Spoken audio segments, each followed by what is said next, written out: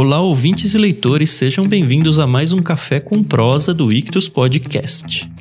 Eu sou Thiago André Monteiro, @vulgutan, como você já bem conhece, e eu estou aqui em mais um episódio do Café com Prosa, hoje com o objetivo de mostrar para vocês tudo o que acontece por trás de um livro. Por que eu estou dizendo isso?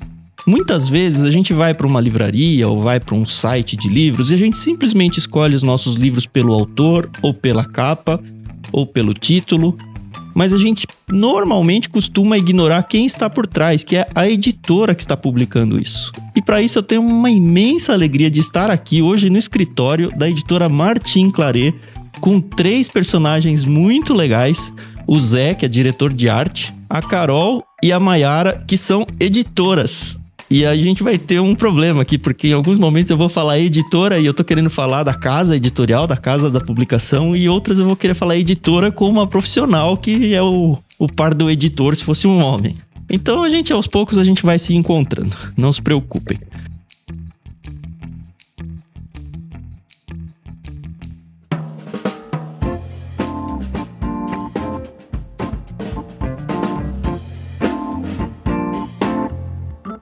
Mas, primeiramente, queria dar as boas-vindas aí. Tudo bem com você, Zé? Tudo certo, e você? Tudo bem. Como é que é o seu dia a dia aí dentro da editora? O que é o trabalho de um artista editorial? O mais comum é o trabalho do projeto gráfico de miolo de um livro, que vai desde a criação da página, escolher a fonte, o que vai entrar e a capa. Então, isso é o grosso, mas tem muitas coisas que envolvem também. Material que é de divulgação, a gente faz coisas de brinde, mas o grosso é, tipo assim, o texto chega, a ideia é pesquisar também. Antes na verdade, de começar qualquer trabalho, a gente pesquisa bastante o tipo de livro, que época que foi feito, para que público que vai ser feito. Então, a gente tenta pegar a mensagem do livro para passar pro projeto gráfico e pra capa, né? Então a gente pesquisa imagens, pesquisa fontes, como vai ser montado. Aí a partir daí se desenrola o começo do livro, na verdade o físico, no computador. Mas antes disso a gente tem muitas etapas também. A gente deve conversar aos poucos sobre o caminho completo de um livro, desde a concepção dele, se é traduzido ou se não é traduzido, e todo o caminho editorial até ele ficar pronto para ser vendido. Eu acho que a gente vai entender um pouquinho melhor o que é a arte. E aí eu não sei qual das duas quer conversar com a gente primeiro, ou a Mayara ou a Carol, mas com certeza as duas vão falar. Então, bom dia pra vocês. Bom dia, Thiago, bom dia, pessoal. Obrigada pelo convite, primeiro, para participar aqui do podcast. Bom, o trabalho do editorial, ele antecede um pouquinho o trabalho da arte, né? Porque a gente precisa primeiro selecionar o material, né? O texto que vai ser produzido. E aí depois que a gente conversa com o Zé pra falar, olha, esse texto que chegou, a gente vai lançar em breve. E precisamos da capa do projeto gráfico e tem que ser assim, assado. Então, antecede um pouco, às vezes alguns anos, né? Porque tem encomenda de tradução, contratos, direitos e toda essa parte burocrática também. E tudo isso tá dentro do trabalho do editor aí como um todo? No nosso caso, sim. Acho que até a escolha do título também. Quer dizer, antes disso, qual livro vai ser feito, aí na hora que você escolhe o livro, aí você vai atrás de todo esse processo de quem vai traduzir, que texto que vai ser colocado de introdução. Elas vão atrás de profissionais que são especializados naquele autor, então eles vão fazer um texto de introdução falando sobre a obra, sobre o autor. É bem complexo, assim. Tudo começa basicamente com pesquisa de domínio público, que é o tipo de livro que a gente lança. Os livros que estão entrando no mercado, né? Todo ano mais autores viram domínio público, e a gente meio que tenta casar, assim, às vezes o que tá entrando com o nosso público, se eles gostariam de ler, trazer. E tem muita coisa nova que o mercado brasileiro não tem ainda, tradução, né? Ou até mesmo brasileiro, né? Livro em português, tudo, mas a gente tenta procurar essas coisas diferentes pra oferecer, né, pro leitor. Coisas, sempre adicionando coisas novas ao catálogo. Mas eu queria voltar algumas casas no jogo editorial aí, porque a gente que conhece o mercado editorial, a gente tá falando e já todas as peças se encaixam, né? Mas eu tô supondo que o ouvinte aqui eu não sei nem direito o que é essas coisas aí que a Mayara falou de direitos autorais e de domínio público.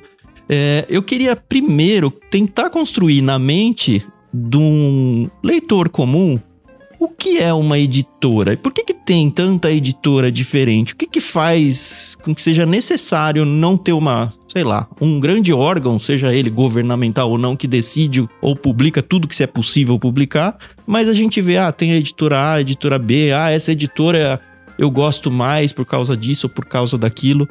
Vocês conseguem, acho que o pessoal do editorial talvez consiga enxergar um pouco mais desse todo e, obviamente, tentar levar essa resposta para dizer, olha, a Martin Claret, ela se posiciona no mercado aqui. Então, eu acho que a Martin Claret, ela nasceu do senhor Claret, né? E eu acho que da vontade dele, do gosto pessoal dele também, incluído, né? Porque, primeiramente, ela publicava muito livros do Holden, né? Que era um amigo pessoal do seu Claret, tudo. E você tem ideia da época, mais ou menos, disso? Nos anos 70, 60, 70, 70.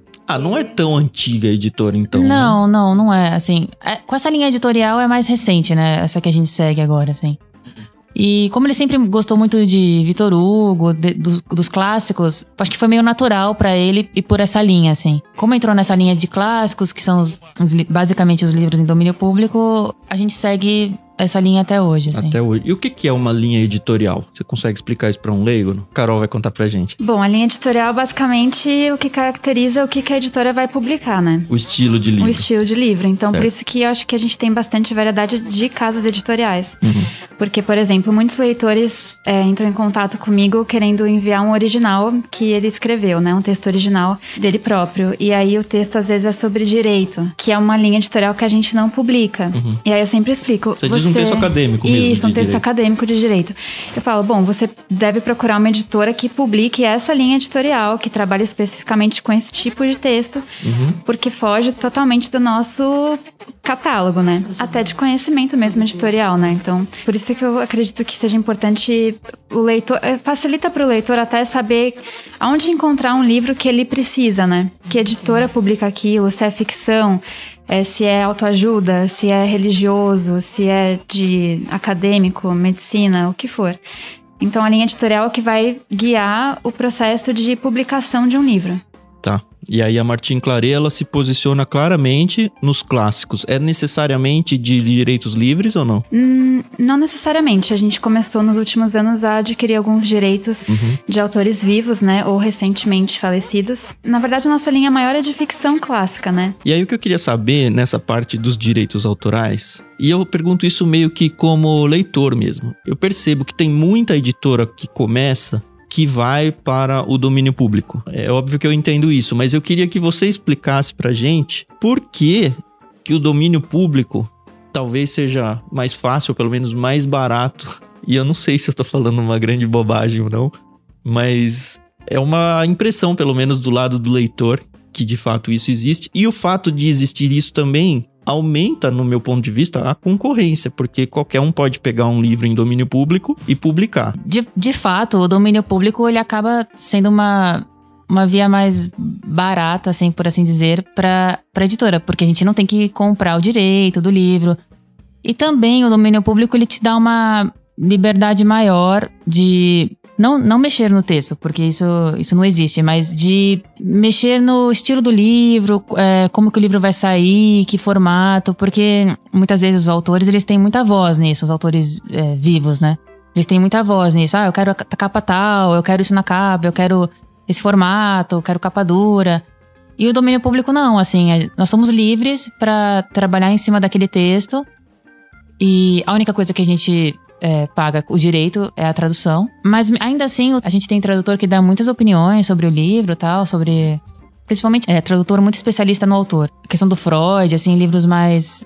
meio que acadêmicos. Duas especialidades importantes aí. A primeira é, como você falou, do próprio autor do livro, e a segunda é da língua, né? Porque língua, muitas vezes as pessoas pensam que é só no inglês, mas não, vocês têm várias coisas no russo.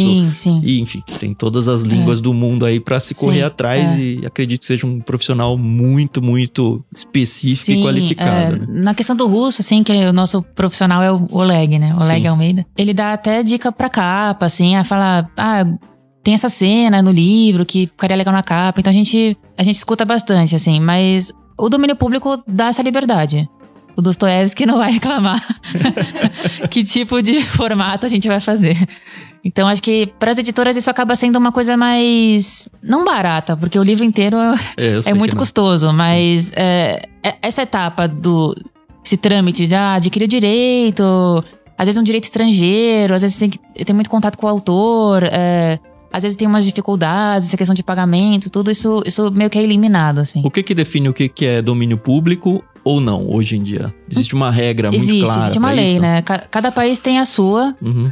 No Brasil, são todos os livros de autores falecidos há 70 anos, mais um ano. Então, por exemplo, sei lá, o Dostoiévski faleceu há 70 anos. Certo. Quando fizer 71, a gente pode publicar. A gente, no Brasil, mesmo ele sendo russo, quem manda é a legislação brasileira, isso, e não a do autor. Não, é do Brasil. Os livros de domínio público, eles têm uma coisa, não sei se é boa, mas tipo assim, é mais ou menos uma venda já garantida, porque eles são livros muito conhecidos. Também. Então tem um pouquinho, se você faz uma edição bonita, porque a concorrência é grande. Então, o que define é a arte, no caso dos domínios públicos. Não só a arte, não, a tradução também. Então, eu queria falar esse ponto como experiência pessoal mesmo. Eu amo Dostoiévski, amo. Faço leituras tanto em livro físico quanto livro digital. A gente consegue chegar no Kindle, por exemplo, e baixar um livro de graça ou por R$5, tem muita toda opção, a né? obra dele, e eu comprei o livro, então não é pirataria. Só que aí eu vou ler, eu falo, meu Deus, quem que traduziu isso? O Google Translator?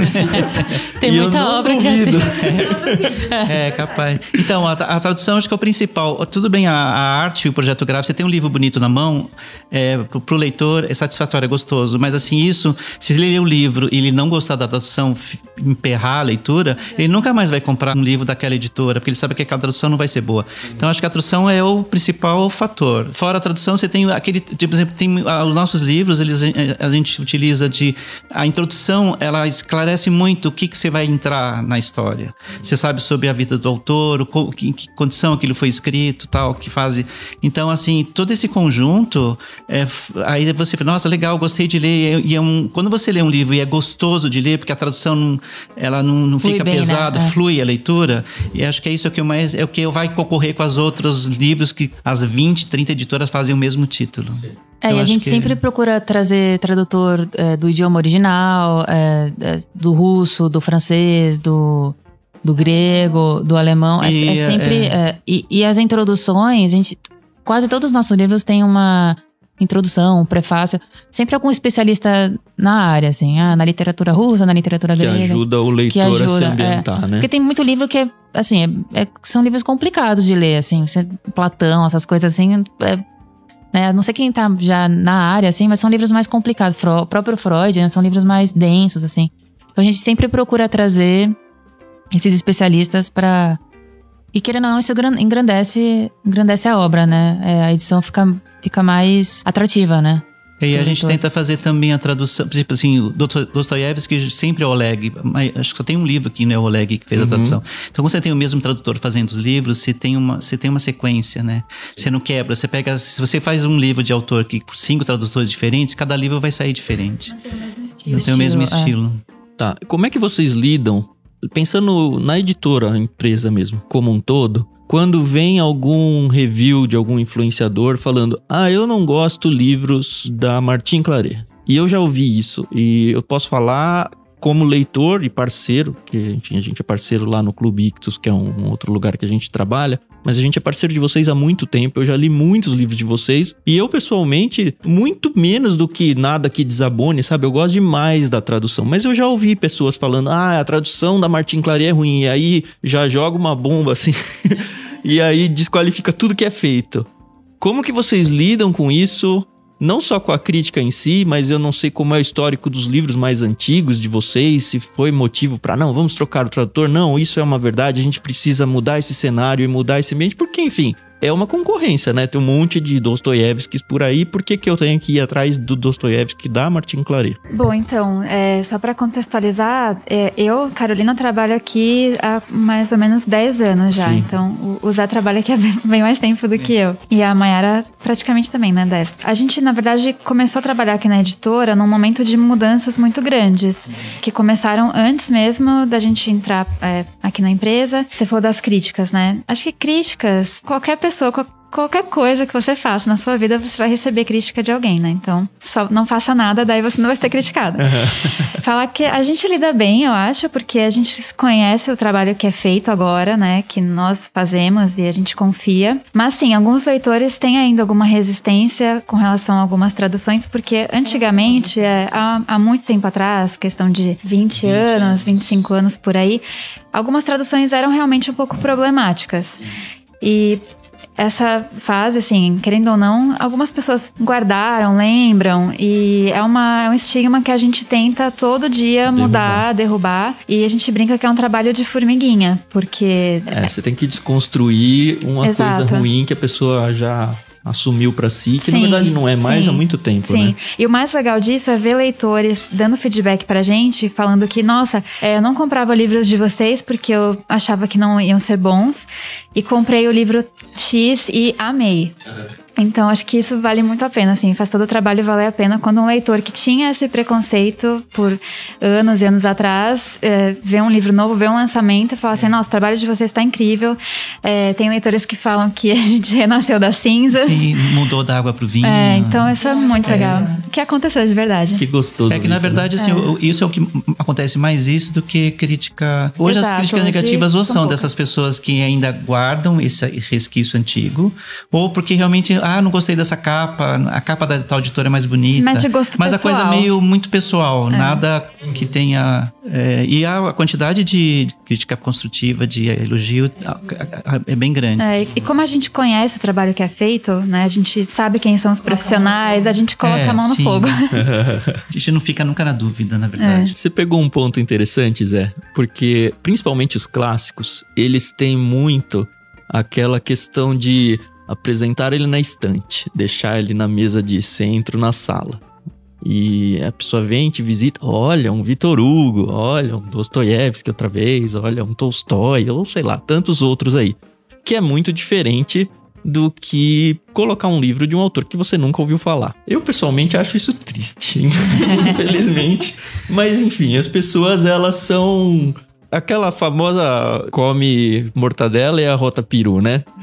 Eu tô fazendo essa pergunta pra vocês, porque eu acho que tem muito isso dentro do que você trata, que é a parte de arte. Eu já vou chegar na minha pergunta. Eu sei que tem gente que vai no livro pela capa, tanto na escolha. Tem dois grupos, né? Um que gosta muito de ler e vai pela capa, óbvio que, enfim, é uma vitrine do livro, a própria capa. Então, se eu já sei que duas traduções são boas e dinheiro não é o meu principal critério, eu vou dar uma preferência para um livro que tem uma fonte, principalmente fonte, eu pessoalmente acho, né? Uma fonte, uma disposição na página mais interessante, uma capa bonita, porque, enfim, eu vou lidar com aquele livro 1 mês, 2, não sei quanto tempo a pessoa vai ter. E um outro grupo gosta da capa que é para se mostrar, que infelizmente existe, mas é a realidade. Por outro lado, eu tava vendo na internet outro dia um movimento que tem lá fora, que algumas livrarias, elas têm escondido seus livros em papel de pão, papel pardo, e aí alguém vai lá e fala, isso é um livro de ficção do século tal, e aí com mínimas palavras, ela ambienta só pra você não comprar totalmente no escuro, pelo menos acertar a linha editorial que você quer. Falando, olha, é um livro sobre isso e acabou. Você quer comprar tanto. Inclusive vendem até mais barato. Ou seja, eles escondem todo o seu trabalho. O que deve dar uma dor no coração, eu acredito.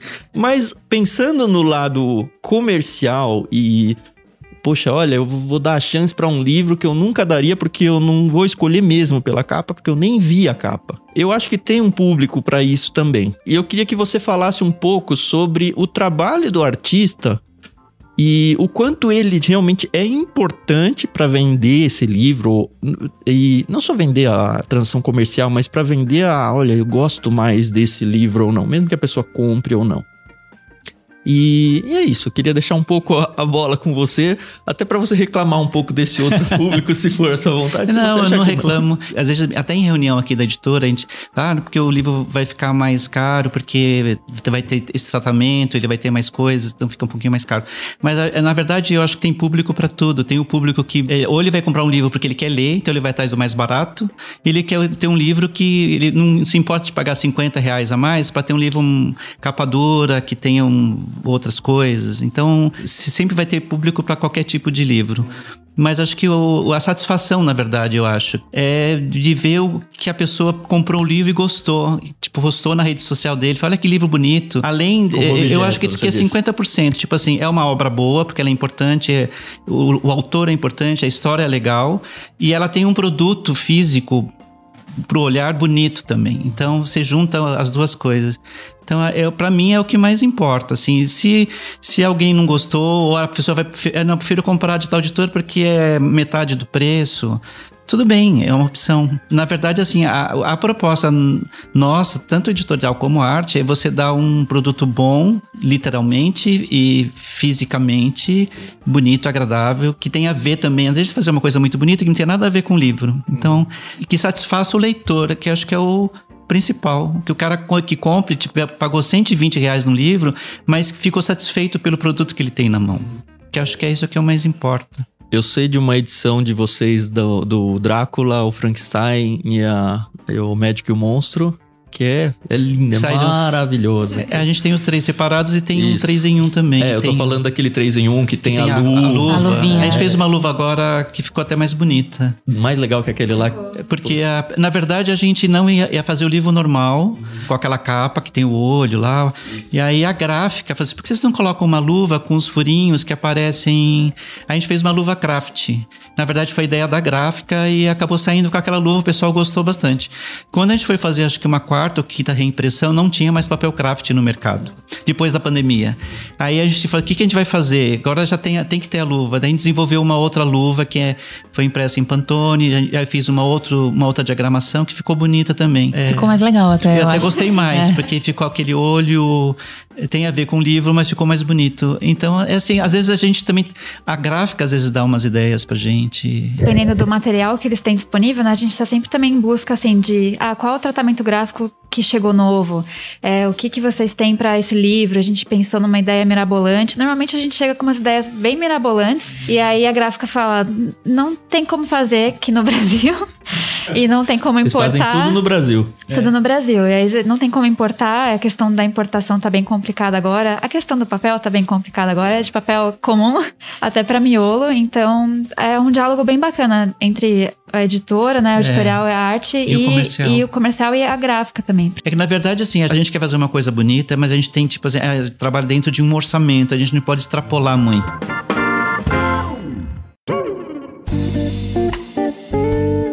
Então, eu queria entrar nesse angu aí, né?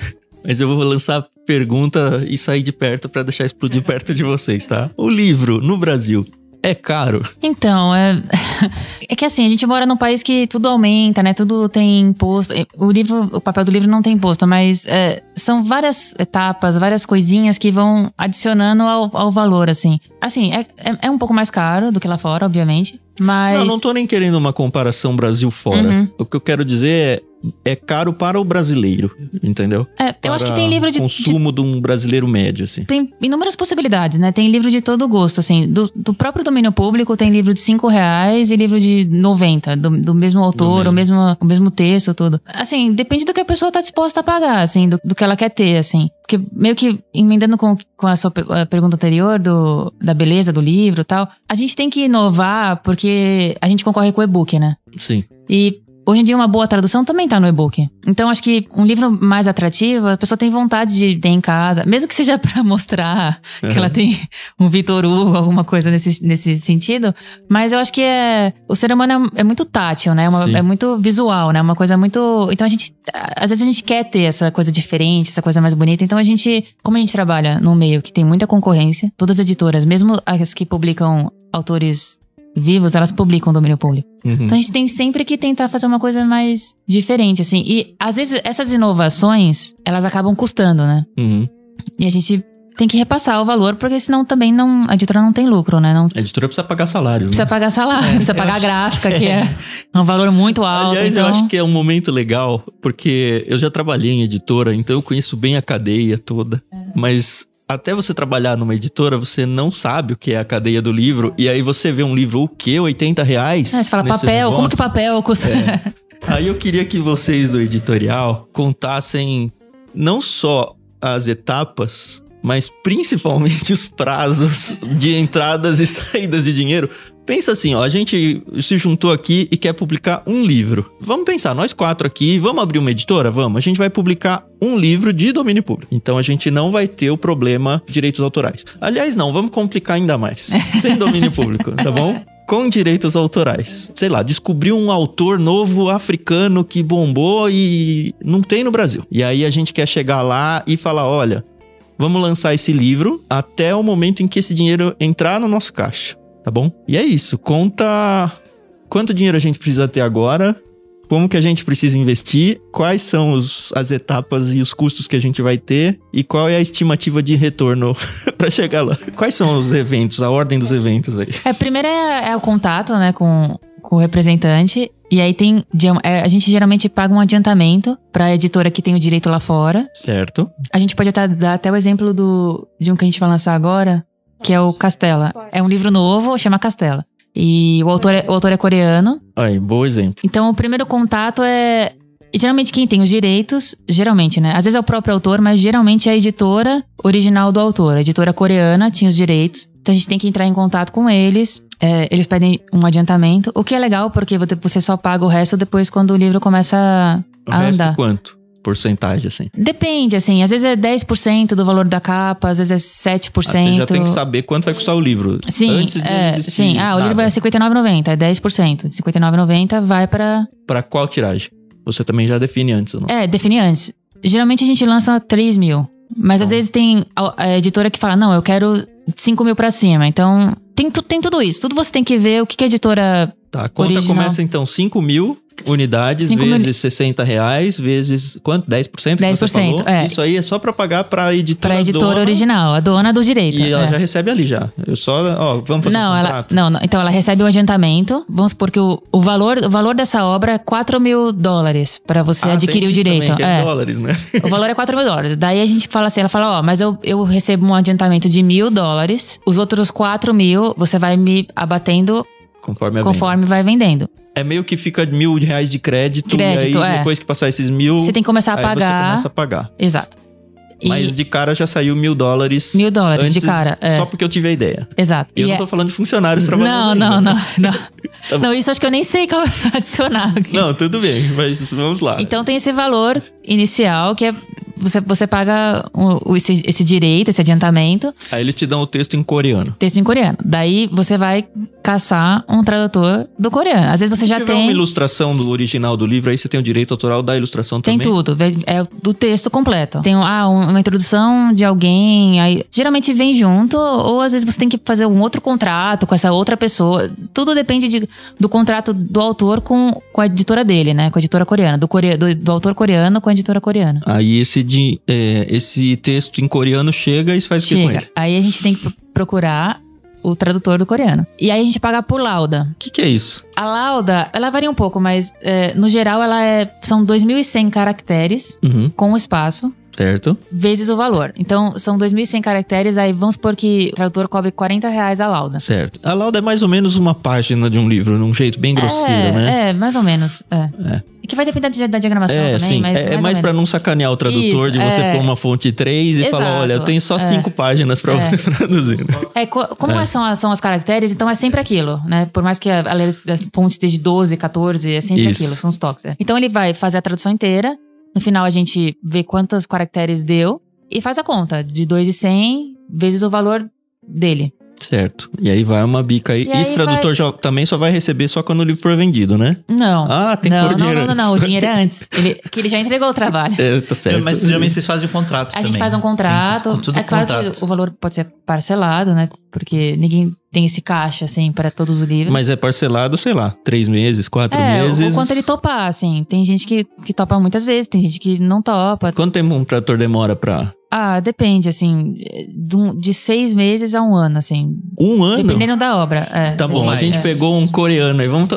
Eu tô tentando, assim, rápido, vocês estão me vendendo a ideia da gente montar uma editora. Esse coreano, ele tem umas 300 páginas. 400. Uns 3 meses. Foi rápido 3, até. 4 meses. Se ele falou foi rápido com 3 meses, chutou, vamos dar 6 meses numa média. Então a gente já gastou os $1.000 lá do adiantamento, que ainda tô devendo mais 4. que eu vou pagar lá na frente. Isso, que você vai pagando conforme eu paguei o que, mais ou menos, pra esse coreano aí, pro tradutor do coreano?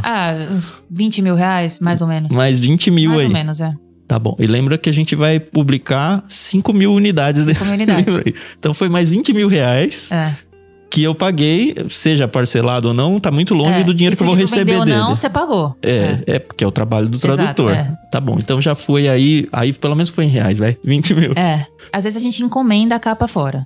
A arte, essas coisas. E aí o Zé monta, a gente fala, eu quero um desenho X na capa. A gente encomenda, isso dá em torno de uns 2 mil reais. 2 mil reais também pra pagar igual o tradutor.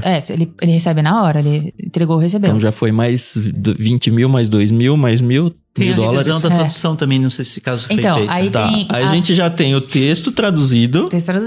E o desenho da capa, né? A ilustração da capa, tá bom. Aí tem a preparação do texto. O que é isso? Que a preparação é como se fosse a primeira revisão. Certo. Um especialista no idioma também vai pegar o texto. Que também é especialista do coreano. Tem que ser. Outro. Tem que ser vai pegar o texto traduzido, o texto original, o livro original e vai meio que fazer uma comparação dos dois textos.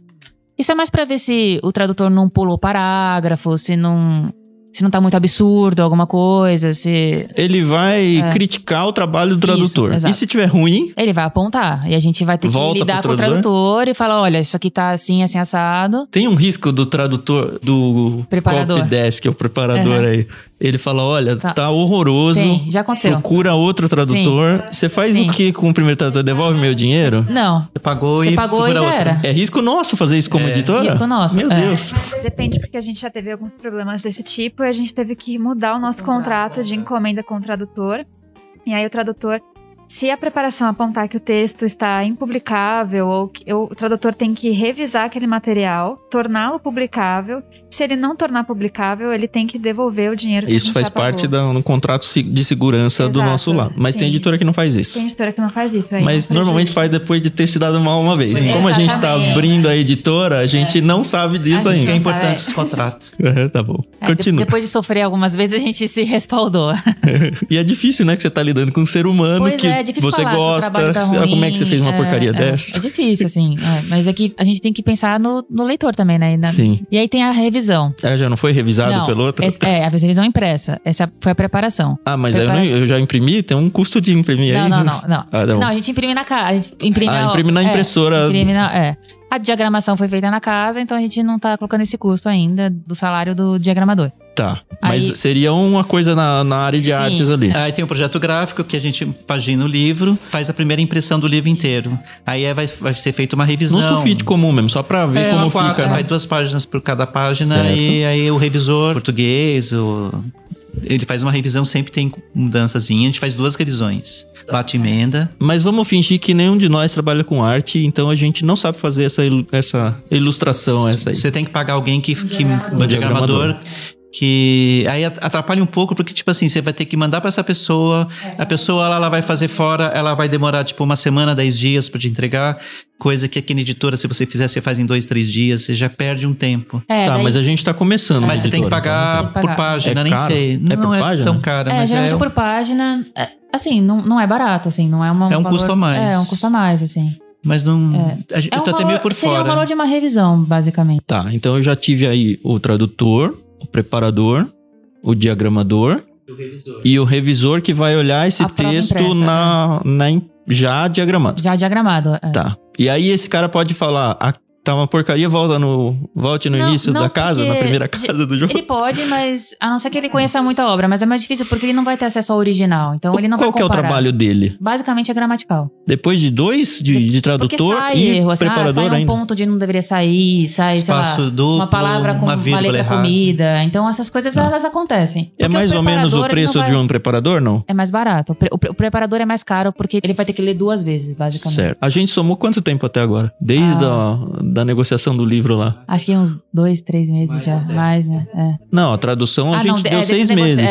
Foi mais 6 3 meses com sucesso, porque às vezes é um absurdo pensar mais 6 meses fora a tradução? Não, porque daí tem o prazo da gráfica também, que... Aí vai pra a gráfica é baratinha, né? Pelo menos ela. Nossa, é o mais barato. O problema às vezes nem é só a gráfica, é o papel. Às vezes você tá com o livro, você montou o livro, tá todo prontinho, os arquivos estão certinhos de capa, miolo, se tiver guarda, tudo. Aí você vai pedir orçamento. Então você pede orçamento para várias gráficas. Falando, eu quero 5.000 unidades desse livro. Aí a gente pede duas quantidades, a gente passa para 3, 4, 5 gráficas, eles mandam o orçamento. Aí o comercial é que vai negociar qual gráfica que, na verdade, assim, conta o valor e conta também que tem gráfica que imprime coisa melhor. Se a gente quer fazer capa dura, pintura trilateral, essa gráfica é melhor essas duas, não as outras. Mas óbvio vai ficar mais caro, né? Mas fica mais caro. Então, a partir de aprovado, a gente manda os arquivos para a gráfica. Eles fazem uma prova impressa de capa, miolo. A gente dá uma olhada, a última olhada aqui, a gente demora uns 2 dias para isso. Se não saiu nada errado, alguma rodapé, alguma coisinha. Eu já vi, nome do autor tá errado, umas coisas você fala, não é possível. Então é tudo muito bem, são várias vezes que são feitas. Você olha várias vezes o livro. E às vezes, tipo assim, já tá tudo aprovado, o papel não tem papel. Não tem papel no mercado, então, né? Então, tipo assim, o papel vai demorar 1 semana, 10 dias para chegar na gráfica. Então isso é coisas que vão atrasando. E hoje, principalmente depois da pandemia, assim, antigamente se mandava um livro pra uma gráfica, ela entregava 20 dias. Hoje é 45 dias. E aí tem um detalhe importante que é o prazo que você fechou no contrato quando você encomendou, quando você comprou os direitos da editora coreana. Então, a editora coreana você tem um compromisso com a editora, falou, você tem que publicar em tal prazo. Exato, porque eu tenho, 6 meses a partir da assinatura do contrato. Chutando, tá?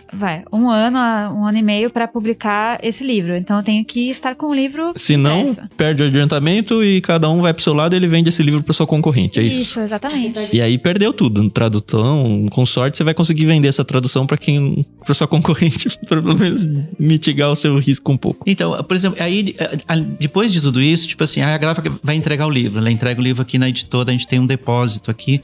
Normalmente os livros são entregues aqui. Tirando quando é pra Amazon, às vezes vai direto pra Amazon, mas normalmente chega aqui.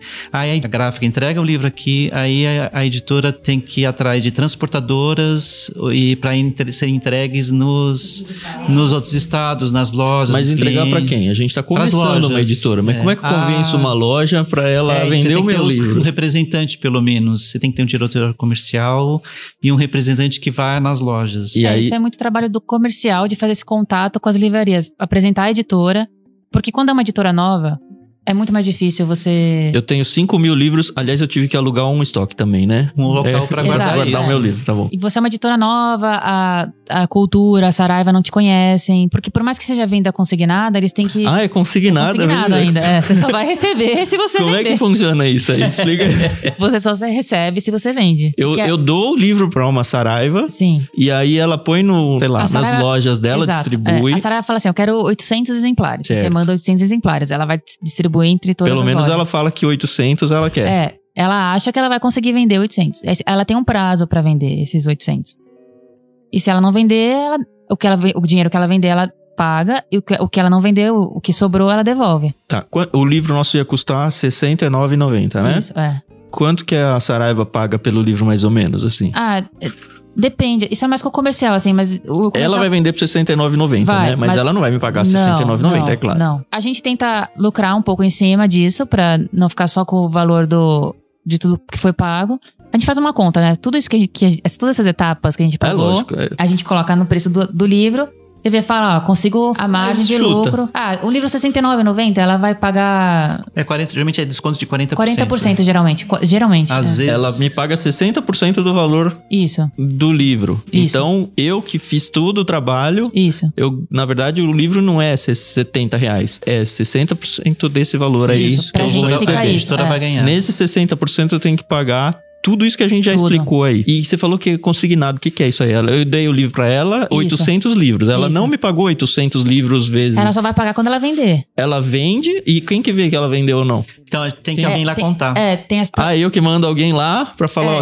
Isso é mais o comercial. Eles, sei lá, voltou 200. Então eles venderam os 600. Mas eles ficam mandando o livro de volta? Porque tem um prazo. Tipo, sei lá, um que mês, é tipo o quê? O comercial que vê isso. Isso eu não, sei lá, um mês. Você tem um mês pra vender 800. Aí o que não vende, eles devolvem. Mas eu mando, acredito, pra uma central da Saraiva que tem lojas no Brasil inteiro. Esse livro volta tudo em um mês? Volta. Às vezes é um pouco mais de um mês. Eu não sei esse prazo. A gente tá chutando. A gente não tem. Na verdade, cada loja tem um contato diferente. Tem loja que não gosta que a gente tem os representantes dos estados. Aí eu tenho que contratar pessoas pra cada estado do Brasil também. Eles ganham comissão também deles na venda. Então, quem paga essa comissão é a gente? A gente, a editora. Tá bom. E aí, então, eles vão lá, eles fazem a contagem. Tem loja que não gosta. Melhor comprar Bitcoin. Eles não querem, não gostam, o representante vai lá contar. A loja quer contar. Então, tem muita falcatrua nisso, às será? Vezes tem. A gente não sabe, mas deve ter, né? Porque é Brasil, né? É uma coisa muito, tem um lugar muito longe da gente, assim, pra... Tá, e aí ele vendeu, ele me paga à vista, pelo menos, né? Não, é tudo negociado, É 30, 60, 90. 30, 60, 90. Da venda dela? Ou, não é nem da venda, né? A gente sabe que é da hora em que ele falou que vendeu, que pode ser um tempo depois da venda. Se você conversar com o financeiro, você vai sentir. Mas eu tava ouvindo aí umas notícias. Eu tava ouvindo umas notícias aí outro dia que a Saraiva tá falida. Ou seja, pode ser que a Saraiva não pague, é isso? Muitas editoras sofreram com isso, logo que aconteceu. É que a Saraiva meio que tá... não, eu tô usando a Saraiva como o exemplo, né? Mas eu corro o risco da pessoa não me pagar. E acabou, e vai pra justiça pra receber uma parte disso. Uma parte, exato. Na verdade, o consignado não são todas as livrarias. Tem livrarias que compram também. Mas no caso não sei se foi a Livraria Cultura, a Saraiva, que eles não podiam mais comprar consignado. Eles só podiam... teve isso também. O livro chegava e eles tinham que pagar.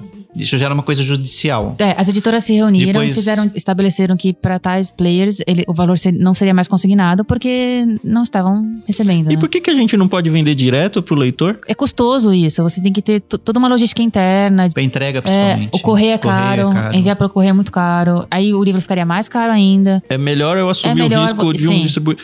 Aliás, eu posso também, não eu vender pra Saraiva, eu vender pra um distribuidor que vai vender pra Saraiva, Cultura e tudo mais. E aí é um intermediário a mais que vai ficar com um pedaço a mais da minha porcentagem. Não usava isso, usava, não usa mais. Mas é comum existir isso no mercado. A gente trabalhava com a Catavento. Quando eu comecei a trabalhar, entregava tudo na Catavento. Mas isso porque vocês se tornaram grandes, né? Cresceu se a gente muito for começar hoje, talvez eu sou refém de um distribuidor. Fazer isso, usar um distribuidor, porque daí ele como ele tem o contato da livraria, ele consegue colocar seu livro lá. Isso pra publicar um livro. 5.000 unidades. 5.000 unidades, que é pouco, né? Uma tiragem baixa. Quanto tempo demora pra vender 5.000 no Brasil de um livro desconhecido, coreano? Vai depender, também tem um custo que a gente não comentou aqui, que é o custo da imprensa. Como é um autor desconhecido, a gente vai ter que contratar um assessor de imprensa. Que vai fazer ele ser conhecido. Exatamente, com a imprensa, vai fazer contato com o jornal, com revista, com o influenciador. Aí eu pago ou o assessor de imprensa, ou não, acho que é ou influenciador digital, que vai falar bem do livro. Isso, e eu também tenho que pagar o nosso salário, hein? Exatamente, não esqueça, por favor. E aí, quanto tempo, então, passou até a gente receber a última parcela da Saraiva, vai? E ó, eu vendi, que vocês falaram, 500, 600, né? 10% da minha tiragem, é isso? Já passou 1 ano e meio aí, fácil de tudo, né? E aí, depois desse 1 ano e meio, a gente recupera um pouco desse dinheiro pra lançar o segundo livro? Isso. Porque aí não funciona, uma editora não consegue viver. Então eu preciso ter, sei lá, 5 livros por mês? 5 livros por mês vezes 18 meses? O ideal, na verdade, é que você tenha sempre um leque de opções e livros que a gente chama que puxa o leitor. Por exemplo, você vai lançar a Jane Austen. São vendas garantidas, basicamente. Então, o ideal é que você tenha um livro com uma venda garantida, que você sabe que vai vender. Daí, com esse lucro, você consegue apostar nos outros. Num livro que ninguém conhece. Porque é um risco, né? Um livro que ninguém conhece pode afundar, né? Mas um Dostoiévski, uma Jane Austen, você sabe que talvez demore um pouquinho, mas vai vender. Então, é isso meio que a gente tenta fazer também. Chama da curva A do catálogo, que é o que sempre vende, é o que vai segurar os lançamentos que estão menos conhecidos, né? Então, um autor coreano que ninguém conhece no Brasil, que é inédito, vai conseguir ser vendido graças aos livros dessa curva A.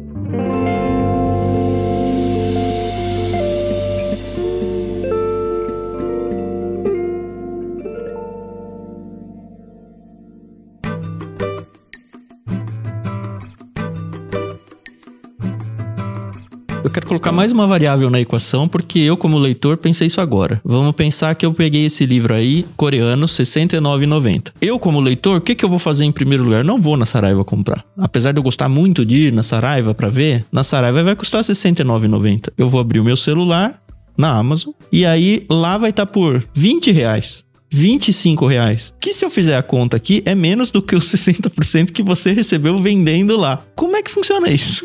Que conta é essa aqui? Como que ele vende por R$20? Uma conta específica da Amazon, né? A Amazon faz um valor completamente diferente da maioria dos players nacionais, né? Mas, obviamente, ela comprou de você, porque quem publica isso... Mas você vendeu pra ela com 90% de desconto? Ela provavelmente não tá tendo lucro pra poder ganhar dinheiro em outros produtos que não o livro. É um livro que eles chamam de... Tem um nome chamativo. Que é o Boi de Piranha? É isso? Mais ou menos. É um outro nome, mas seria isso, que ele vai chamar o cliente pra Amazon pra comprar outras coisas. Todo o nosso trabalho, então, virou Boi de Piranha da Amazon. E pior que vende bastante. Mas beneficia o leitor.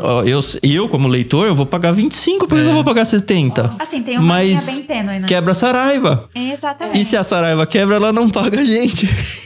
Na verdade, é um mal e bem. Tipo assim, é dinheiro que entra pra editora. Certo. E cria esse problema. Eu acredito que como tem muitos tipos de leitores, como eu falei no início, o leitor que gosta de ler EPUB, como ele gosta de comprar o livro físico, como o que gosta de comprar um livro tem gente que quer mais caro, que é mais mão, bonito. Assim, então tem muita gente que não vai comprar na Amazon, mas ela vai lá na livraria do shopping e vai comprar o livro lá. E a gente vende tanto em livraria grande, eu não tô falando do e-book, não. A Amazon vai me mandar o mesmo livro físico. Mesmo livro físico. Muitas vezes você não viu o livro, né? Então tem gente que...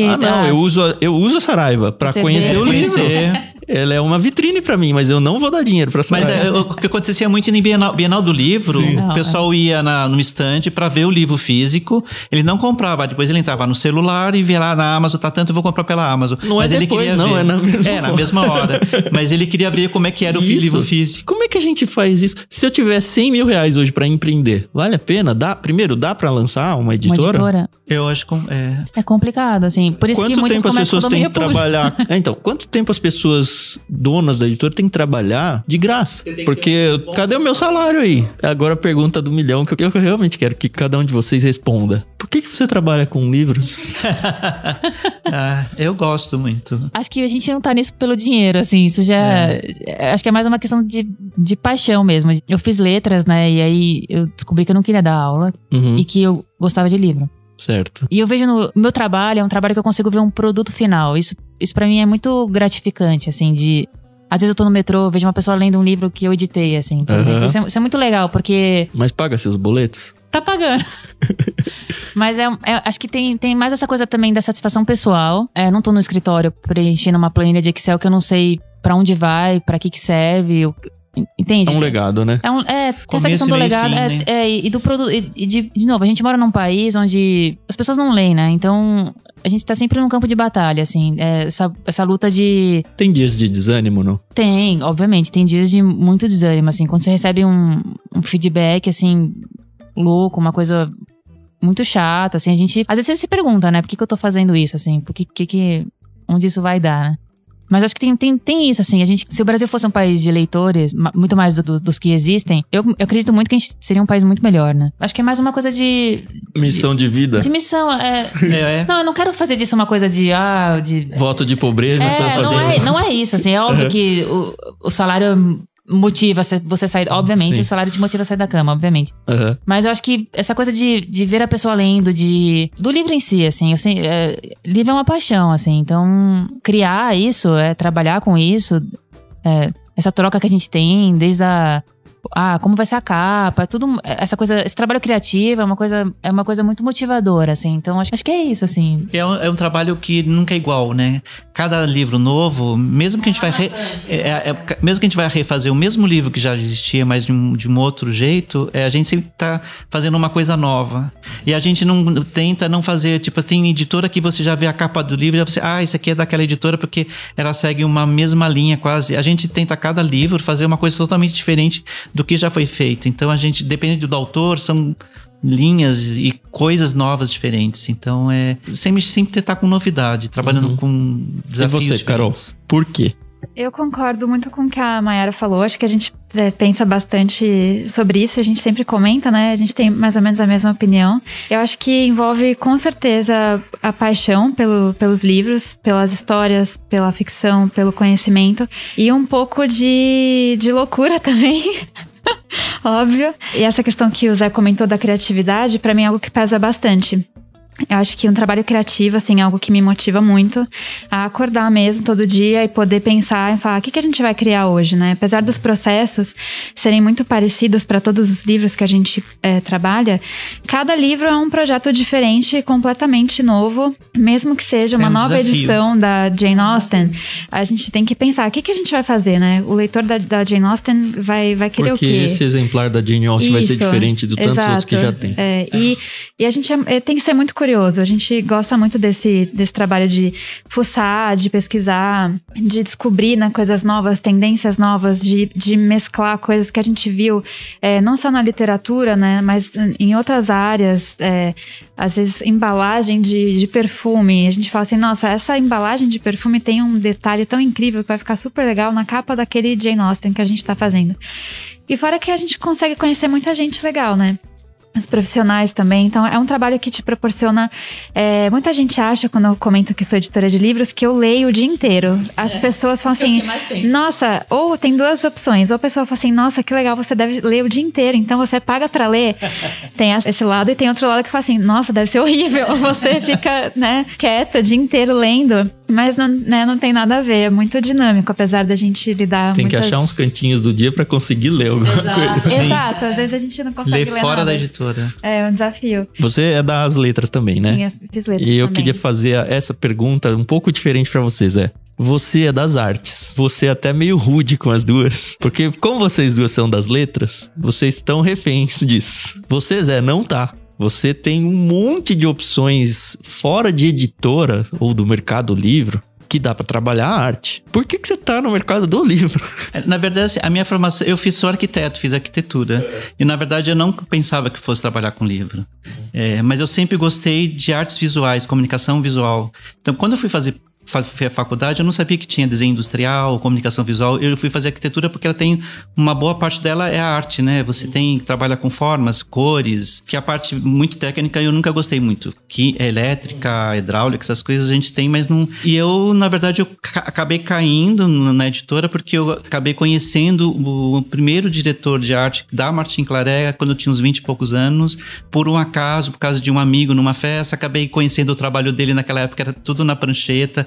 Ele era ilustrador, eu achei muito legal aquilo, uma lâmpada acendeu. Tipo assim, nossa, é o tipo de trabalho que eu gostaria de trabalhar. Aí depois de uns anos, ele me chamou para trabalhar como assistente dele. Então eu fui foi por acaso. E depois dele, cheguei a trabalhar com comunicação visual, fazendo logotipos, naquela época, folhetos, coisas assim, mas acabei voltando a trabalhar com ele e entrei na editora Martin Claret e fiquei até hoje. Então eu peguei o processo da prancheta, tudo, pelo começo da fotocomposição, fotoleta que não existia, pelo primeiro Mac, que era todo preto e branco, até chegar hoje. Então, e é uma área, eu gosto, eu acho que talvez se eu fizesse alguma outra coisa, seria coisas de, nem sei o que, embalagem, mas é que o livro, como elas falaram, o legal é que cada livro que a gente faz é um desafio novo, diferente. E a gente, na verdade, quebra a cabeça, a gente não quer fazer o mesmo, ou o que todo mundo faz, a gente quer fazer sempre um diferencial, ter alguma coisa a mais diferente, nova,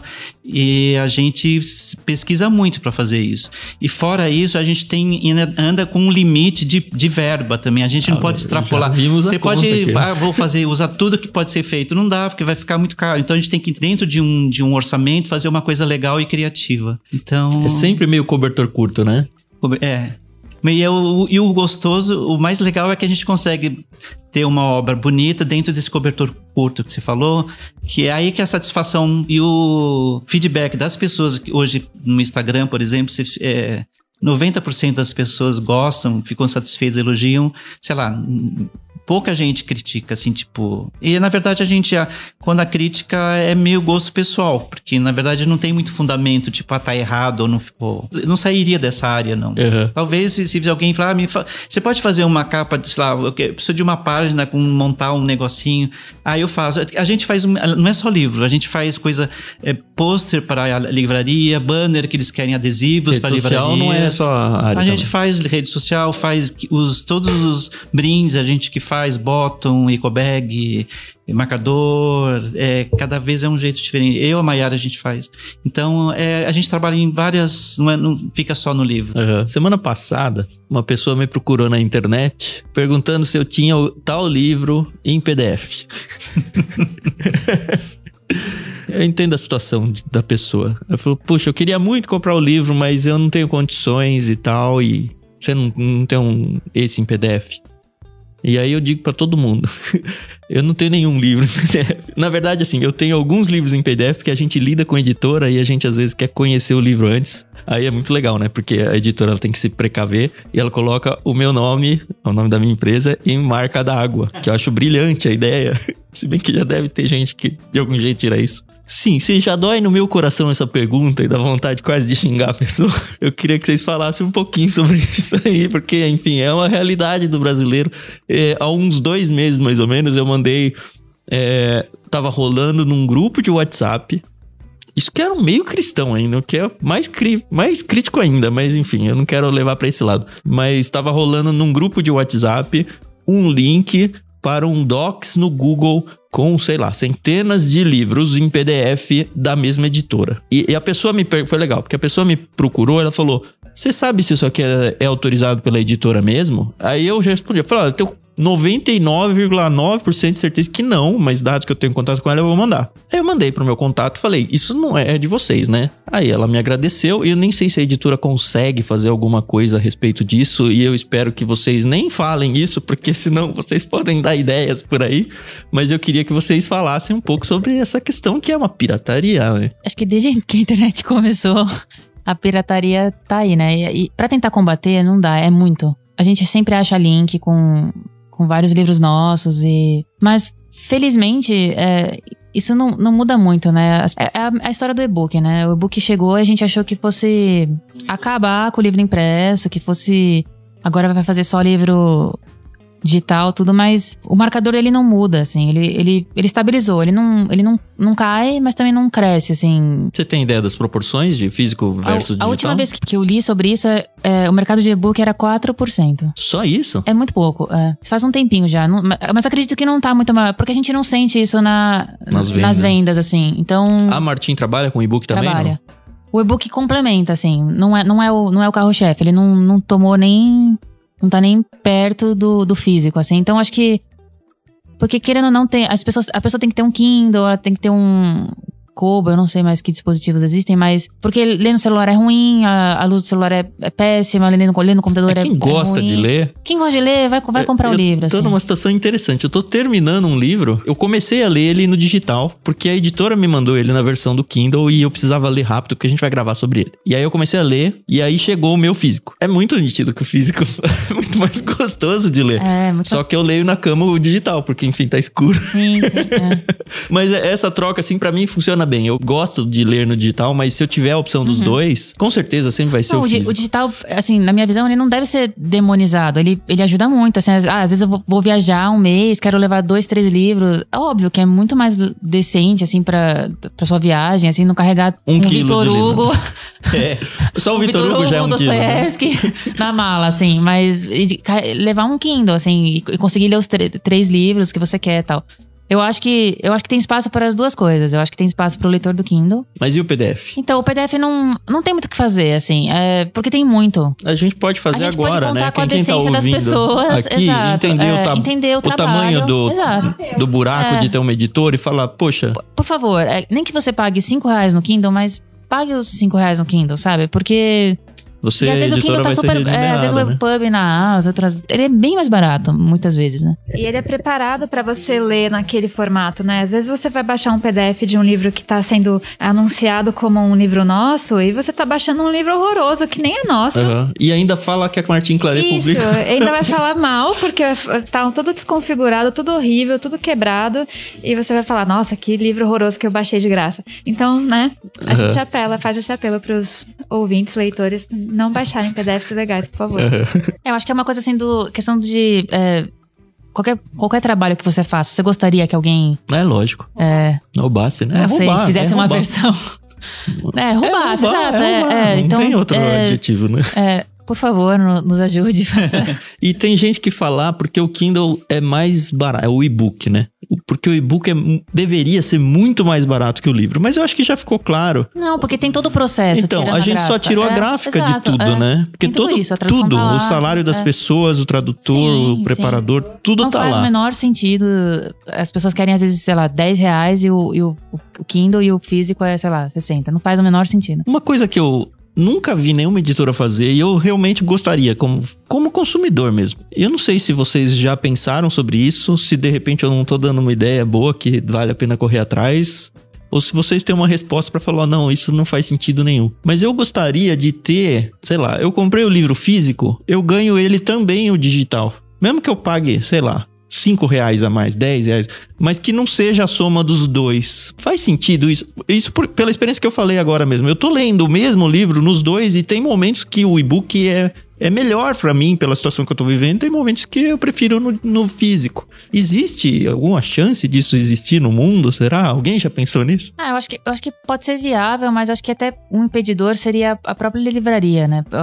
Porque ela ganharia com as duas versões, né? Então, você comprar o físico, daí você entrar lá e comprar o e-book, né? Então... Não, sei lá, um QR Code na contracapa do livro, na orelha, alguma coisa dentro do livro físico que fala, você adquiriu o físico? Toma aqui o seu digital também pra você ler esse mesmo livro que você já adquiriu, sabe?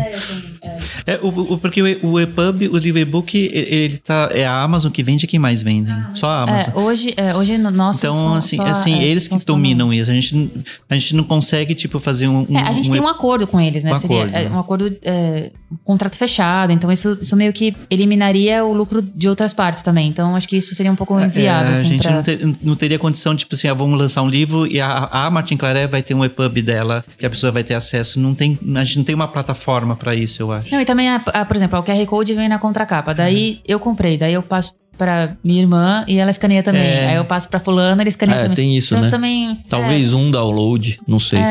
O que pode fazer, tipo assim, alguma promoção de algum livro com a própria Amazon. Tipo, a pessoa, quem comprar esse livro físico vai ter o Kindle dele de graça. Quem tiver o Kindle vai ter o EPUB. Mas aí seria uma promoção com a Amazon. Mas aí ia ter alguém que ia entrar na justiça e processar a Martin porque fez venda casada. Sempre tem reclamação, assim, sempre vai ter. A gente não fez o nosso o e-commerce de venda online de livros por causa do problema com a Amazon ou as livrarias, porque elas vão reclamar que a editora tá vendendo o livro mais barato e eles vai atrapalhar a venda deles. Vocês sofrem muito pelo fato de ter como cliente de vocês a Amazon e livrarias? Ou não rola tipo, eles estão quebrando meu negócio? Não, a gente costuma falar que tem espaço pra todas, assim. Tem público pra tudo. E o que a gente viu pós-pandemia, o nascimento da livraria de bairro. Então, elas voltaram. Renascimento, né? Ainda bem, né? Então, isso é muito legal. Então, o que a gente vê hoje no mercado é que ele tem espaço pra todo mundo, assim. Se eu quero ter uma livraria de bairro, eu consigo. E que na livraria de bairro você tem que ter alguns atrativos, né? Também um café legal, alguma coisa...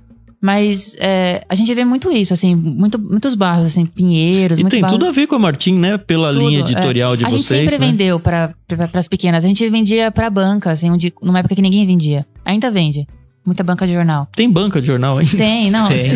A Paulista tem. A Paulista tá cheia, E a gente vende pra todas, assim. Então a gente sempre... E cada uma é uma cliente como se fosse uma única de vocês, assim. O nosso comercial, eles fazem um trabalho muito legal, assim, de ponto a ponto, de na verdade, o comercial, a gente vende tanto em livraria grande como em livraria pequena. Isso já é uma política Qualquer antiga. livraria que entrar em contato com a gente e falar, quero vender, a gente... Mesmo que eles comprem só 50 livros, ou só 100 livros. A editora boa pergunta essa. Não tinha pensado nela. A gente faz compras como o clube literário lá que a gente tem no Ictus. E tem muitas livrarias que falam, tem um pedido mínimo de, sei lá, R$1.000, R$2.000, alguma coisa assim. E vocês foram um dos primeiros parceiros nossos e foram, assim, supimpas, assim, muito, muito bons. Nunca impuseram nenhum tipo de coisas desse tipo. E só que eu percebo que vocês, que bom, né, que fazem isso, meio que nadam contra a maré nesse sentido. E eu acho que é um diferencial de vocês também. Acho que não é nenhuma pergunta, acho que é mais uma gratidão da nossa parte por entender que tem, assim, do mesmo jeito que as editoras elas batalham pra viver, as pessoas elas começam pequenas E elas estão atrás de seus negócios e elas precisam realmente de parceiros. E olha, posso falar que a Martin Claret é uma super, super parceira nossa. Não é à toa que vocês são a primeira editora que a gente está vindo entrevistar. E eu queria realmente que todo mundo que ouvia esse episódio tivesse, assim, um cantinho especial no coração a Martin. E eu aprendi que não é Claret, é Claret, né? Claret. Isso. Brasileiro de falar. Eu penso que a Martin Claret, ela não importa se é grande ou pequeno, sempre vai ser um local de vitrine dos nossos livros. Sim. Alguém tá mostrando e alguém tá vendo. Então, pode ser uma lojinha pequena como uma loja grande. Então, é sempre uma oportunidade de mostrar os nossos livros. A gente quer chegar... Isso é um trunfo do comercial mesmo, que é chegar em vários estados. A gente tá cidades em praticamente quase todo o Brasil. Cidades pequenininhas, que você fala assim, nossa, mas tem livraria lá? Tem. E provavelmente vai ter um livro da Martin Claret. Então, esse é um dos diferenciais, realmente, do comercial. Vocês têm ideia de quantas pessoas estão trabalhando hoje com vocês na editora, não? Internamente? Internamente, isso. Diminuiu, não sei, 10, nossa equipe 12. É bem pequena, umas 15. Não chega a 15, não chega, menos. Nem a 15 pessoas. Nós somos 4, 6... 4 no depósito, 10, mas é 13, 14. Por aí, uma equipe pequena. É uma família, né? Que legal. Uma família. Olha, você ouvinte aí, dê uma atenção pra Martin Claret. Sempre que você conhecer, sempre que você encontrar um livro da Martin, lembre-se deles e compra o livro. Compra o livro que você ajuda esses 10, 15 se tornarem 20, 30, quem sabe, né? E posso dizer como leitor que nunca me arrependi de ler um livro de vocês, viu? Assim, eu nunca tive essa experiência de falar, nossa, que tradução ruim, que tradução difícil. E voltando lá pro início do episódio, né? A questão da tradução também ela é uma escolha, porque você pode falar, olha, o livro é antigo, então a linguagem, mesmo na original, ela é antiga. E a gente sabe que principalmente o pessoal que estuda letras e tudo, isso pesa muito na escolha. Eu quero um livro mais literal, mais próximo do original. Do outro lado, você tem toda a questão de adaptar para uma fluência melhor para o português, para uma linguagem um pouco mais acessível. E é uma dança difícil de ser dançada, né? Você corre o risco de desfigurar o que o autor escreveu, então você não pode interferir tanto. Isso é algo bem importante quando a gente vai procurar um tradutor para traduzir uma obra específica, né? Por exemplo, o russo, a gente teve muita sorte de ter encontrado o Oleg e das traduções dele serem muito fiéis ao original. Isso é uma coisa que ele preza muito. Mas não fica pesado. Não fica pesado, não. Ele faz mágica com o Dostoiévski. Ele consegue traduzir o que o Dostoiévski quer dizer e não deixar maçante, né? E não fica pesado. Ele, além de ser um excelente tradutor, ele é um excelente escritor, né? Porque ele escreve muito bem em português. Então a tradução dele fica maravilhosa de ler. Você falou, Carol, da Curva A, que são os livros que puxam a editora, os carros-chefes. Eu queria que vocês dissessem pra gente, contassem, né, pra todo mundo, hoje em dia, quais são esses carros-chefes? E se é que vocês têm essa informação, qual foi o primeiro livro, assim, que falou, esse foi o livro que fundou a Martin? Vou citar alguns aqui da Curva A. Um deles é Os Miseráveis, né, nossa edição especial. Os Irmãos Karamazov, todos os volumes da Jane Austen, Crime e Castigo, Mulherzinhas, Anne de Green Gables, é uma coleção que faz muito sucesso, que é muito linda. Pra citar alguns, os de terror também, mas é uma lista bem longa. E acho que o primeiro que talvez estourou, assim, eu acho que foi ou Os Miseráveis ou Jane Austen. Jane Austen. O primeiro livro especial que a gente fez um 3 em 1, que são os 3 romances num volume só. Isso antes da gente começar a trabalhar aqui. Né? Foi com a primeira mudança. Uma brochura, verdade. Foi lançado numa Bienal e a gente fez uma... Não lembro quanto, não foi impressos muitos. E a gente levou, vamos levar 50 no primeiro... As meninas ligavam, senhora, já acabou, traz mais 50. Porque qual que é esse livro? A gente chama de 3 em 1, que era o Razão, Orgulho e... da Jane Austen. Jane Austen. E foi a primeira edição especial, assim. E vendeu muito, fez bastante sucesso. E aí, por causa desse, a gente começou a fazer os outros. E o primeiro capa dura que a gente lançou nessa coleção, nessa cara nova, foi Os Irmãos Karamazov, né? Que também estourou. Foi aquela edição com a capa toda nevada, não? Isso, da neve. Olha, eu já rasguei a seda pra vocês, mas essa capa é tão melhor do que a capa atual. Por que vocês não voltam com ela? Por isso que a gente continuou com a coleção pra ilustrada. Você que ama a ilustrada, poder comprar. Não, eu tenho dela e o Crime e Castigo também. Nessa mesma paleta aí. A gente lançou, tá quase completa a coleção ilustrada agora. Depois você dá uma olhadinha eu vou passar. O bom de vir visitar ao vivo é isso, é passar no show depois.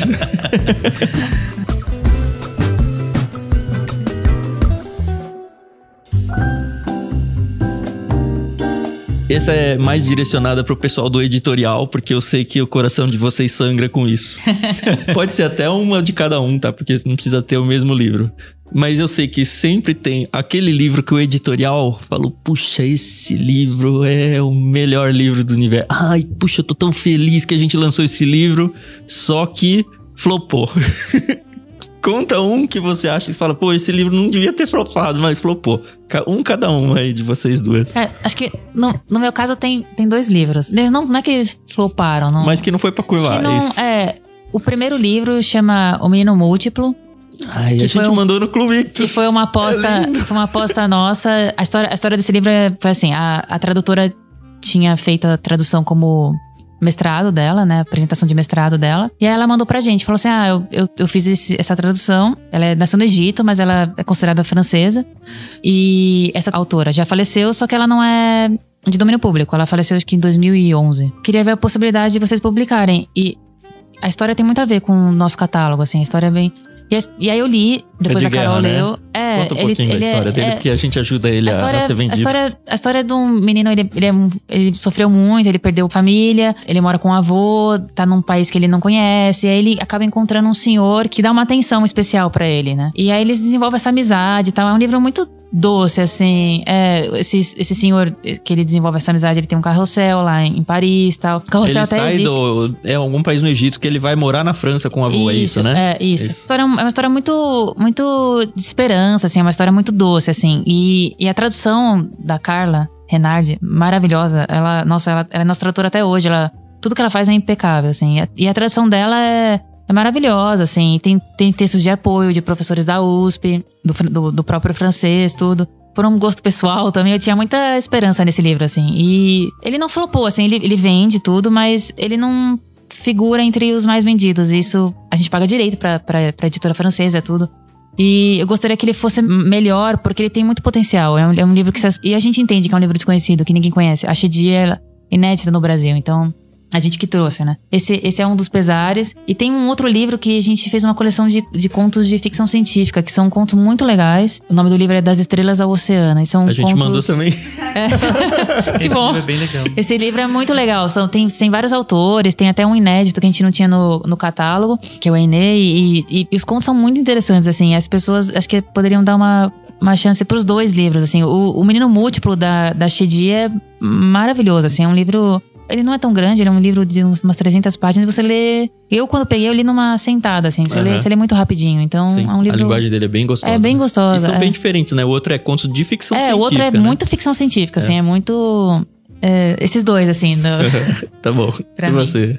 Bom, eu concordo com o que a Mayra falou. Esses 2 títulos são muito bons mesmo. Especialmente o Menino Múltiplo. Quando a gente compra os direitos de uma editora estrangeira, como tem esse custo a mais, a gente sempre fica com mais receio, né? Mais apreensiva, porque, querendo ou não, vai ter uma cobrança maior, né? Do comercial, porque a gente investiu mais dinheiro, então a gente sempre espera que o livro venda mais. Uhum. E só pra fazer, já que a gente comentou no spoiler, né? Da nossa editora fictícia aqui, esse título que a gente vai lançar em breve, que é o Castela... Castelá, no Castela, Tá. Eu gosto bastante de literatura coreana, então a gente tentou comprar direitos de um outro livro alguns anos atrás, que é um livro muito bom, que foi lançado já por outra editora, e a gente acabou não conseguindo. E aí surgiu essa oportunidade de fazer o desse autor agora. Vai rolar, já tá na gráfica. E é um livro que deu muito trabalho para ser feito e foi bem custoso, então eu só... Já deixo aqui só o pedido para vocês que estão ouvindo, darem uma chance para esse livro, para esse autor. São contos. Cada conto aborda um aspecto da cultura coreana, da sociedade coreana. dos diversos problemas que eles têm lá. São contos bem fantásticos, mas muito sensíveis. E o conto que dá o título ao livro, que se chama Castela, que é um bolinho, tipo um pão de ló. E tem toda uma metáfora com uma geladeira e as coisas que você pode guardar nessa geladeira. Então, fica aí a dica pra esse livro não flopar, gente. Por favor, deem uma chance. Castelo, legal. Quando que sai? Vocês têm data? Ele, em breve, acho que até o final de meados de junho, ele já deve estar nas lojas. Que legal. Então tá na pinta aí. Castela, qual que é o nome do autor? É Park Min-gyu. Ela falou esse nome. É difícil de guardar. Você quer destacar algum também, Zé? Não tenho, não. Toda vez que é feita uma reedição de livro, a gente, quando vai reeditar o livro, a gente tem que ver que ano que ele foi feito, quais as reedições. Então, assim, aqui na editora a gente tem livros que se esgotam 3, 4 vezes por ano, que são essas, que é a curva A. Tem livros que esgotam em 1 ano, tem livros que ficam 2 anos para se esgotar, tem livros que é 3, 4 anos. Então a gente tem todos os tipos de livros. Então, assim, eu fico triste, no caso dos 2 que ela falou, tem alguns outros mais que eu não lembro, assim, que a gente achava que fosse vender muito, mas que demoram 2, 3 anos para se esgotarem. Mas a gente tem livros que varia muito, tipo. Então eu acho que um paga pelo outro. Eu lembrei de um título agora que você comentou. É um livro que a gente lançou faz acho que uns 5, 6 anos já, que se chama Festa ao Ar Livre, da Catherine Mansfield. Ela é contista e ela é neozelandesa. Pra quem gosta de Virginia Woolf, é um prato cheio, assim. É um livro que eu gosto bastante, mas Tem que ler Virginia Woolf antes, não? Não eu precisa. Eu também nunca li ela. Não precisa. Vou olhar. Me mostra ali no catálogo quando a gente for olhar. Eu mostro. É uma edição... Mas eu leria Virginia Woolf se fosse você. Sim, leria as duas. E fica a dica também do Festa ao Ar Livre. Eu queria pegar um gancho na fala do Zé. Chega em algum momento a decisão de, puxa, esse livro tá parado tempo demais no estoque e a gente precisa desovar ele de alguma forma. E o que é desovar? É jogar fora? É queimar? É vender para reciclável? Como é que uma editora lida com isso? Ou a gente pensa em alguma promoção, saldo, mas a gente nunca se livra dos livros. A não ser que seja edições muito antigas que a gente não vai fazer de novo. Tipo, tem muita devolução quando se trabalha em consignação. Aí vem deteriorado. Às vezes vem deteriorado, às vezes vem livros que estavam lá há 10 anos, voltaram agora. A gente faz doação. Doa para algum... Ou vende para sebo, ou faz doação. Mas agora, os livros feitos nos últimos 10, 15 anos... Nunca aconteceu isso. Nunca nada virou a paras, né? Eu já vi editoras fazer isso, mas nunca. É um pecado, né? É melhor doar. Mas a gente, assim, não sei se aconteceu de nunca ter... Talvez o Raul Seixas é um livro que a gente nunca reeditou, mas ainda tá vendendo. A gente foi feito não sei quantos anos atrás, mas assim, ainda tá aqui, tem no estoque, aos poucos é vendido, mas a gente não se livra disso, não. É como se cada um fosse um filho. Mas né?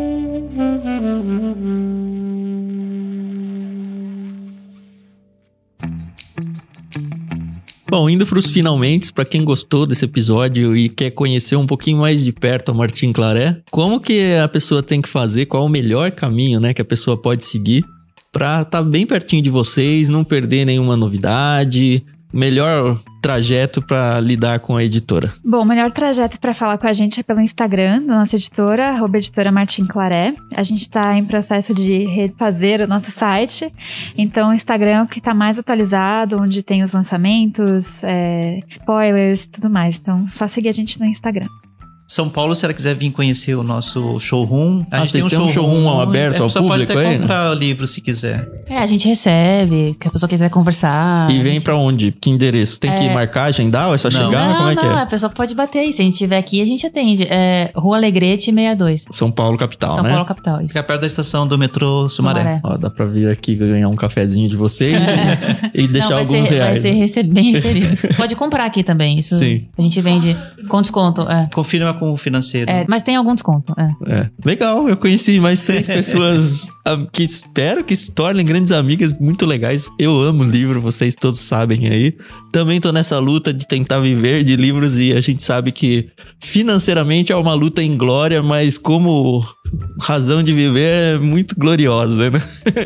Eu agradeço muito Maiara, Carol e Zé. Eu espero que a Martin Claret cresça muito. Eu gosto muito dessa editora. A primeira pessoa que eu conheci aqui não está nessa gravação aqui, que é o Uriel do Comercial. Ele foi sempre muito gentil comigo. E agora eu percebi que não é algo específico dele, não. Parece que é de todo mundo aqui da casa, né? Agradeço muito a participação, o tempo que vocês tiveram com a gente. E agora a gente vai passear. Agora quem não é ouvinte fica por aqui. E eu que tô aqui no presencial vou conhecer um pouquinho mais dos livros que eles têm expostos por aqui. Você talvez já conheça o Ictus Podcast e na medida do possível a gente vai trazendo também esse contexto de editoras mesmo, para que vocês conheçam o que é de fato viver a experiência de uma editora e quando você for escolher o seu próximo livro, você dê atenção àquele logozinho que aparece normalmente na lombada ou na parte de baixo da capa. E até o próximo episódio. Tchau, tchau.